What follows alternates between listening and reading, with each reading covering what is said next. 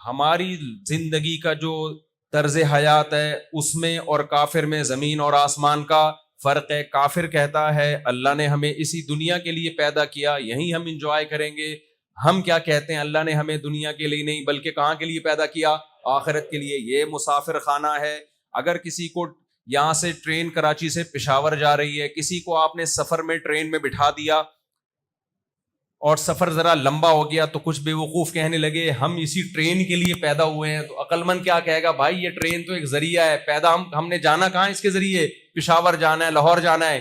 تو اللہ میاں نے دنیا کے سفر میں ہمیں اس لیے بھیجا کہ ہم نے جانا کہاں ہے, ہم نے آخرت میں جانا ہے. پہلے برزخ کی حیات ہے, اس کے بعد موت کے بعد زندگی ہے, آخرت کی حیات ہے. یہاں ہمیں پیدا اللہ نے کس کے لیے کیا, آخرت کے لیے کیا ہے. تبھی اللہ مارے گا, سب کو ختم کرے گا. تو جب آخرت کے لیے کیا ہے تو ہر وہ کام جو آخرت کی طرف بڑھنے کا ذریعہ بنے وہ ہم نے کرنا ہے, اور ہر وہ کام جو آخرت کی زندگی کو برباد کرنے کا ذریعہ بنتا ہے ہم نے اس سے بچنا ہے. تو پہلے یہ بات اپنی کھوپڑی شریف میں بٹھا لیں. آپ لوگ سمجھتے ہو کہ نہیں سمجھتے؟ اور کمال کی بات یہ کہ جو آخرت کو مقصد بنا لیتا ہے نا کہ میں نے خدا کو خوش کر کے زندگی گزارنی ہے, کمال کی بات یہ آخرت تو بعد میں ملے گی, دنیا میں بھی خوشیاں مل جاتی ہیں اس کو. میں ایک چند مثالوں سے بات سمجھاتا ہوں. دیکھو ایک آدمی کو ٹینشن ہو رہی ہے, ڈپریشن ہو رہی ہے, اس کا یہ نظریہ ہے کہ مجھے خدا نے کس کے لیے پیدا کیا, آخرت کے لیے. دنیا خوشیوں کی جگہ نہیں ہے, میں کیا کروں گا, اس پہ صبر کروں گا. نبی صلی اللہ علیہ وسلم نے فرمایا ایک کانٹا بھی چبھتا ہے تو اللہ گناہ معاف کرتے ہیں. نبی صلی اللہ علیہ وسلم نے فرمایا قیامت کے دن ایک شخص دیکھے گا کہ میں نے وہ نیکیاں کی نہیں ہیں لیکن اللہ نے میرا شمار تہجد گزاروں میں, روزے داروں میں, اتنے نیک لوگوں میں میرا شمار کیا, حالانکہ میں اتنا نیک تھا ہی نہیں. وہ اللہ سے کہے گا اللہ میں اتنا نیک تھا نہیں تو میرا شمار تو نے اتنے نیک لوگوں میں کیسے کر لیا. اللہ میاں کہیں گے تجھے فلاں موقع پہ ایک مصیبت آئی تھی, تو نے اللہ سے شکایت نہیں کی, تو نے صبر کیا. پھر تجھے فلاں موقع پہ مصیبت آئی, تو نے کیا کیا, صبر کیا. یہ سارے صبر میں نے نماز روزے کی جگہ تیرے اعمال نامے میں ان کا ثواب ڈالنا شروع کیا. تو یہ جتنی دنیا میں تجھے مصیبتیں آئی ہیں یہ ساری مصیبتوں کا اجر ہے جو میں تجھے دے رہا ہوں. تو وہ شخص کہے گا کاش میں نے زندگی میں کبھی کوئی خوشی نہ دیکھی ہوتی, ہمیشہ ٹینشنوں میں گزرا ہوتا, میں ہمیشہ میں پریشانیوں میں رہا ہوتا. اللہ ہم سب کو بچائے پریشانیوں سے.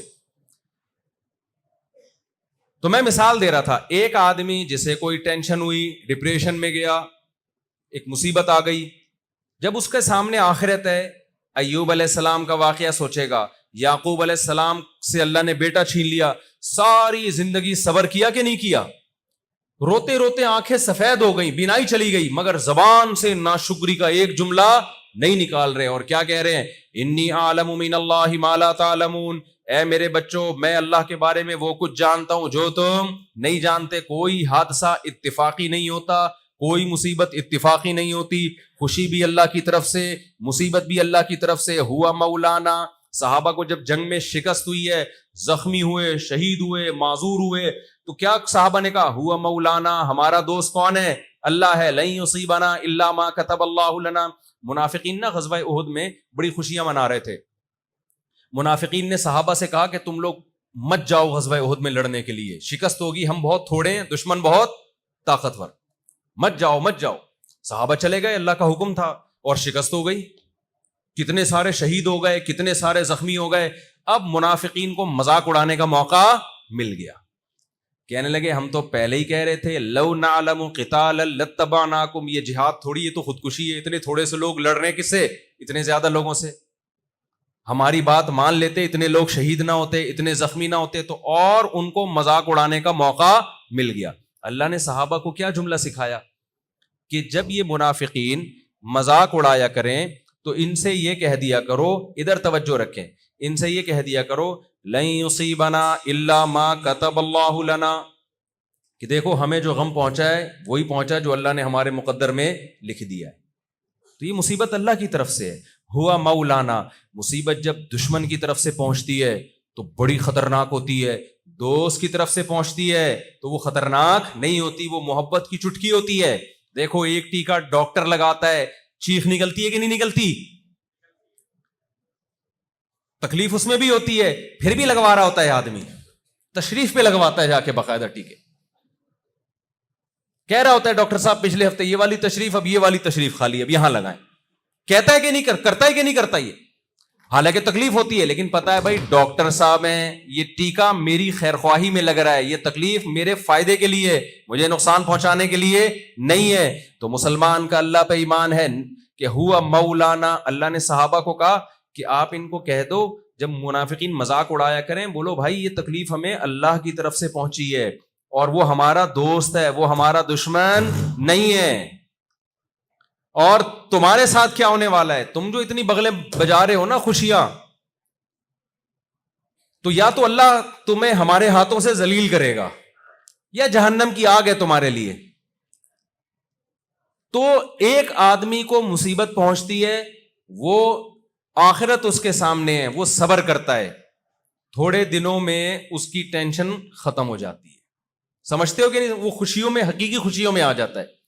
اور ایک آدمی وہ ہے جس کا آخرت پر ایمان نہیں ہے, جب اسے مصیبت پہنچتی ہے, وہ مصیبت کو, ڈپریشن اور ٹینشن کو دور کرنے کے لیے آج جو لوگ دین کو فالو نہیں کرتے وہ کیا کرتے ہیں, شراب پینا شروع کر دیتے ہیں. ہوتا ہے کہ نہیں ہوتا؟ بے بولو نا کیا ہو گیا. وہ چرس پینا شروع کر دے گا, وہ ہیروئن پینا شروع کر دے گا, وہ آئس لینا شروع کر دے گا. یہ ہم تو دیکھ رہے ہیں یونیورسٹیوں میں, کالجز میں یہی ہو رہا ہے. یار ٹینشن ہے, بڑی پریشان ہے, پڑھائی کا بڑا بوجھ ہے, اور یہ مسئلے اور غم ختم نہیں ہو رہا, پینا شروع.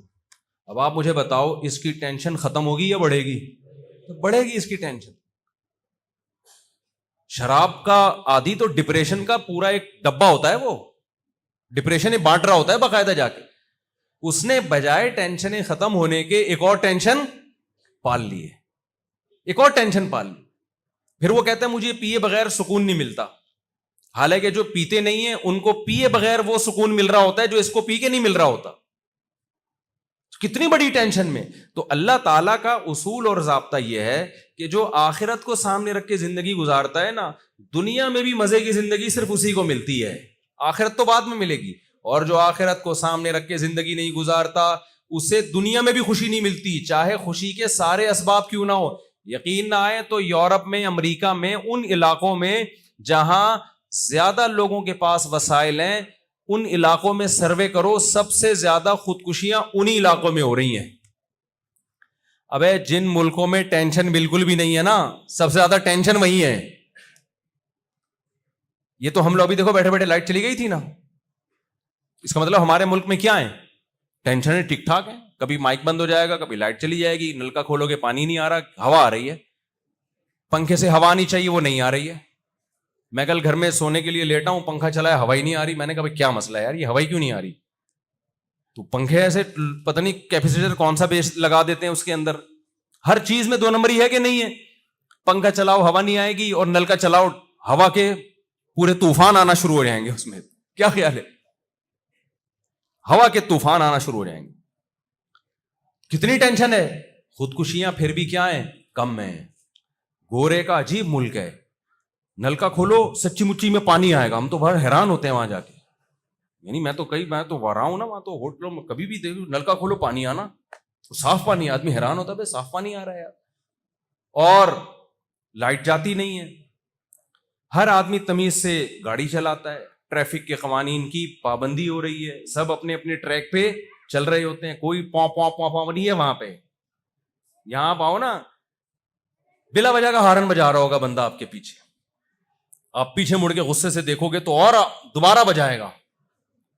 بائکوں والے فاسٹ ٹریک پہ جا رہے ہوتے ہیں, آپ ان کو ہارن دو, غصے سے پیچھے مڑ کے دیکھے گا, حالانکہ غلطی اس کی ہے. کس قدر بد نظمی, ٹینشنیں, پھر بھی اتنی خودکشیاں نہیں ہیں جتنی باہر ملکوں میں ہیں. کیا بات ہے بھائی, تمہارے پاس تو کوئی غم نہیں ہے. تمہارے یہاں تو ان کے بچے تم کو ماموں کہتے ہی نہیں ہیں, وہاں تو ماموں کا لفظ ہی نہیں ہے انگریزی میں. سارے رشتے کیا ہو گئے, ختم ہو گئے. کبھی انگریزوں میں سنا یہ ماموں ہے, یہ پھپھو ہے, خالہ ہے, انگلش میں ہے ہی نہیں یہ الفاظ, کیونکہ رشتے ہی کیا ہو گئے, شارٹ ہو گئے مارکیٹ سے. شادی جب وادی ختم ہو گئی نا تو باپ ہی مارکیٹ سے شارٹ ہو گیا, جب باپ شارٹ ہو گیا تو رشتے کہاں سے رہ گئے پھر. ابھی پھر یہ نیا موضوع پھر یہ کبھی اس پہ تفصیل سے بات کروں گا انشاءاللہ. ابھی آپ کا مینٹل لیول اتنا نہیں ہے آپ اس کلچر کو پوری طرح سے سمجھ سکتے. ان کے یہاں ابا ہوتے ہیں کچھ کے یہاں نہیں ہوتے. تو جب ابا ہی نہیں ہے تو پھر پپو کہاں سے آئے گی؟ کیا خیال ہے بھائی؟ چچا کہاں سے آئے گا؟ میں پشاور جاتا ہوں نا, اتنے چاچے ماشاءاللہ. ہمارے کوئی پٹھان شاگرد ملنے آئے گا, ملا. ابھی میں گیا تھا پشاور, جن کے گھر میں ٹھہرا وہ ہمارے شاگرد, انہوں نے بولا یہ استاد جی میرے والد صاحب. میں نے کہا ماشاءاللہ, بڑی خوشی. انہوں نے کہا, میں نے کہا یہ کون؟ کہہ رہی ہے میرے چاچا. میں نے کہا یہ کون؟ کہہ رہی ہے میری چاچا, یہ بھی میرا چاچا. یہ کون؟ یہ بھی میرا چاچا. چاچا ہی نہیں ختم ہو رہے ماشاءاللہ, سب کے ساتھ سیلفیاں. اچھا میں نے کہا تھا مجھے لوگوں سے ملاقاتیں نہیں کروانا, بہت تھک جاتا ہوں. انہوں نے کہا میرے اپنے قریبی. میں نے کہا ہاں ٹھیک ہے, آپ کے اپنے قریبی تو ہونے چاہیے. وہ قریبی ماشاءاللہ آدھا پشاور نکلا. وہ قریبی اتنے تھے, آدھا پشاور تو قریبی تھا ان کا. تو مجھے بڑی خوشی ہوئی. میں نے کہا پھر چاچے چاچے, پھر دوسرے دن دوسرے یہ تائیں ہیں, یہ چاچے, پھر چاچے کے بیٹے شروع ہو رہے ہیں. تیسرے دن انہوں نے کہا یہ میرے ماموں ہیں. میں نے کہا پہلے بتاؤ چاچے ختم ہو گئے, پھر ماموں پہ آؤں گا میں. کتنی برکت ہے اللہ کی طرف سے. خاندان ہے نا. انگریزوں کے ہاں ہوتا ہے ایسے, ابا نہیں ہوگا بھائی, دوست ہے. ابا کہاں ہے؟ پتہ نہیں یار کدھر ہے ابا.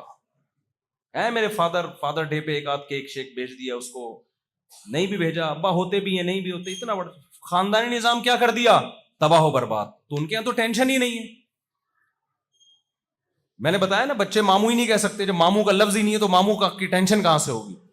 تو کوئی ٹینشن نہیں ہے. اس کے باوجود خودکشیاں بہت زیادہ.